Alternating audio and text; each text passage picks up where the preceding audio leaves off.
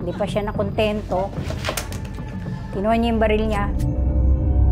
Diyos ko, tulungan niyo po ako.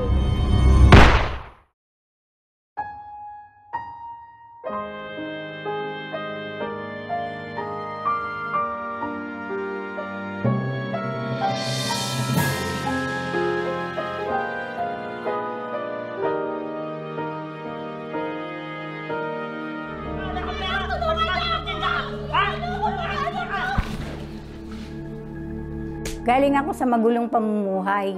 Sinasaktan ako ng asawa ko. Na isang babaero, sugalero, lahat ng bisyo nasa kanya na. Bagamat kami galing sa born again, magulo pa rin ang aming buhay. Minsan, nanonood siya ng TV sa dating daan. Huwag kang magpa-delay-delay. Huwag kang magpabukas-bukas. Pagkakasumpong mo ng mabuti, gawin mo Minsan tumawag po yung aking bayaw.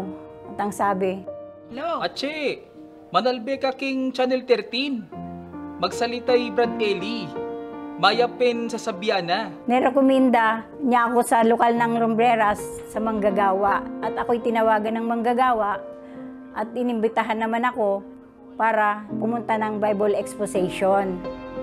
At nung nandun na po ako sa lokal at yung aming sasakyan, nakita ko yung aking asawa na kasama yung kanyang babae. Ayoko na sana sumama, pero sabi po ng manggagawa, huwag mo silang pansinin, hayaan mo sila. Bumalik po ulit ako hanggang sa makarating na po kami doon sa venue. Tapos naririnig ko nga po si kapatid na Eli, yun na naman po yung sinasabi niya na kapag nakasumpong ka ng mabuti, gawin agad. Huwag magpatumpik-tumpik. So, yun po. Pagkaraan po ng 3 araw, tawag na naman po yung manggagawa, ang sabi po. Hello sis, baka gusto niyo pong pumunta ng lokal. Bagamat bumabagyo, para po ang hinihilay mga paa ko, punta doon sa lokal. Nagpunta naman po ako hanggang sa makatapos po ako ng doktrina, hanggang sa ako'y natapos ng mabautismuhan. Naghanap ngayon ang manggagawa ng isa pang lokal.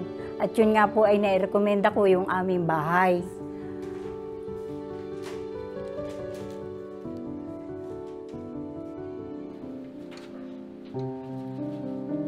Bakit pinagahan mo sa dating daan yan? Hindi ka man lang nagpaalam? Eh, ikaw nga ng bababae, nagagawa mo. Ako mabuti naman ito. Pag hindi mo tinigil yan, hihiwalayan kita. Hindi baling mawalan ako ng asawa.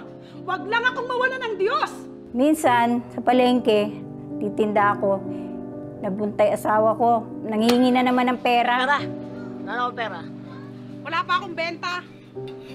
Tinda ka ng tinda, wala kang pera? Huwag ka na magtinda kung di ka na kumikita. Pinagtatapon niya yung tinda ko dahil hindi ko siya binibigyan. Pag uwi ko ng bahay, nag-aaway na naman kami. Gusto niya kasi ibenta namin yung aming ari-arian. Hindi ako pumapayag. Ano? Ibebenta ko itong bahay na ito, total ayaw mo rin nga magbigay? Hindi pwede. Para sa mga anak ko to. Ginawa niya, hintog niya ako sa pader. Hindi pa siya nakontento. Kinuha niya yung baril niya. Diyos ko, tulungan niyo po ako.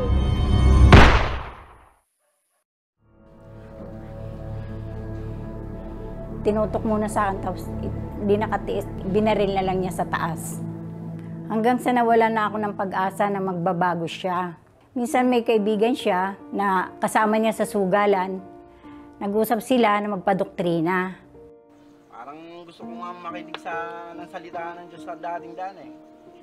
Tara, padoktrina tayo. At sila naman nagpadoktrina nga at nabautismuhan. Isang buwan pa lang, nagbalik na naman siya sa dati niyang ugali na masama. Bumalik siya sa kabit niya. Iniwan naman siya ng kanyang kabit dahil nagkasakit siya. Bumalik siya sa amin na may sakit. Tinanggap naman namin dahil kahit ginagawan tayo ng masama, gantihin pa rin natin ng mabuti. At doon na siya pinagpahinga.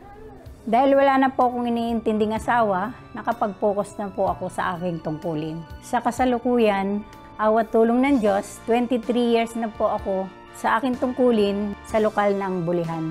Awat tulong ng Diyos, naanib po ang aking mga anak, manugang, mga pamangkin, at ilan sa aking mga apo at ang aking mga kaibigan at mga kakilala.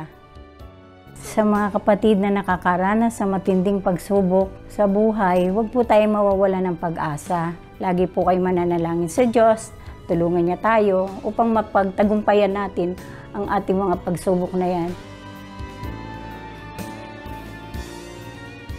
Ako po si kapatid na Cipriana Oriol at ito po ang istorya ng aking pananampalataya.